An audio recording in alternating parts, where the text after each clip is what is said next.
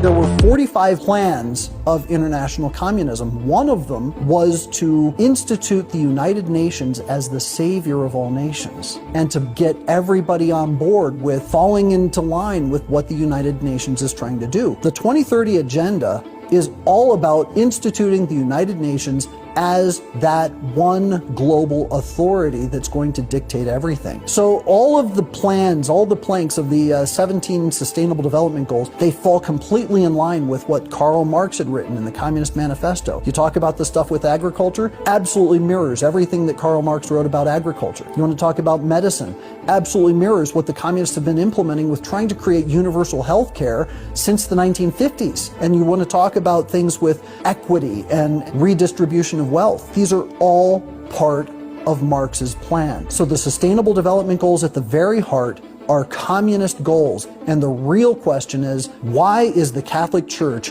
so invested in making sure that those plans are realized? And the real answer is that the Catholic Church has been infiltrated. 2015, Pope Francis actually addressed the General Assembly of the United Nations, and I want to read to you something that he said. He said, "The adoption of the 2030 Agenda for Sustainable Development at the World Summit, which opens today, is an important sign of hope. I am similarly confident that the Paris Conference on Climate Change will secure fundamental and effective agreements." He also said in 2016, this was during an address that he gave to the Pontifical Academy of Social Sciences on the topic of human trafficking. He said, "I am grateful for the fact that the representatives of the 193 UN member states unanimously approved the new Sustainable Development Goals." And then later in March of 2017, the Vatican held a conference that was called Religions and the Sustainable Development Goals, Listening to the Cry of the Earth and of the Poor. I mean, again, wrapping in all of this earth crisis and poverty crisis